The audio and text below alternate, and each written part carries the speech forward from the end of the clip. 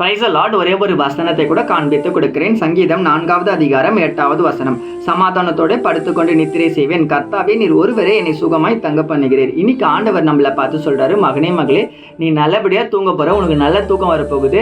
தூக்கம் வர மாட்டேன், தூக்கம் பண்ணிட்டு கவலைப்பட்டதுன்னா இருக்க, நீ சமாதானமா இருப்ப, நீ சமாதானமா தூங்க போறன்னு சொல்லி இன்னைக்கு ஆண்டவர் நம்மள பார்த்தாங்க சொல்றாரு. நைட்ல நிறைய பிரச்சனைகள் இருக்குதுன்னா தூக்கமே வரமாட்டேது. ஏன் திரும்ப தூக்கம் வர மாட்டேது? நீங்க ரொம்ப நேரம் போன் நோண்டுறீங்க, எப்ப பார்த்தாலும் லைட் ஆஃப் பண்ணிடுறீங்க, ரீல்ஸ் தள்ளுறீங்க, அப்படியே போன் நோண்டிருந்தா நோண்டுங்க. உங்க போன் நீங்க நோட்டில் பிரச்சனை இல்லை, நீங்க லைட்டை போட்டு நோண்டல. லைட் ஆஃப் பண்ணிட்டுனா எப்படி கண்ணுக்கு பிரச்சனை வரும்? அப்போ தூக்க பிரச்சனைகள் தானே வரும். நிறைய குழப்பங்கள், மனக்கவலைகள், அது முடியலையே இது முடியலையே, கடன் தொல்லை இருக்குன்னு சொல்லி வாழ்க்கை நினைச்சு பயந்துகிட்டே இருந்தா எப்படிங்க தூக்கம் வரும்? ஆண்டவரே சொல்றாரு, சமாதானமா தூங்குமா, நான் உன்னை பார்த்துக்கிறேன், நான் உனக்கு துணையா இருக்குன்னு ஏசப்பா சொல்லும்போது உங்க ஜபத்துல நீங்க என்ன பண்ணுங்க, உங்க காரியங்கள் எல்லாத்தையும் ஒப்பு கொடுத்துட்டு நீங்க நிம்மதியா போய் தூங்கலாம். ஏசப்பா அது எல்லாத்தையும் மாற்ற வல்லவர், நிச்சயமா மாத்துவாருங்க.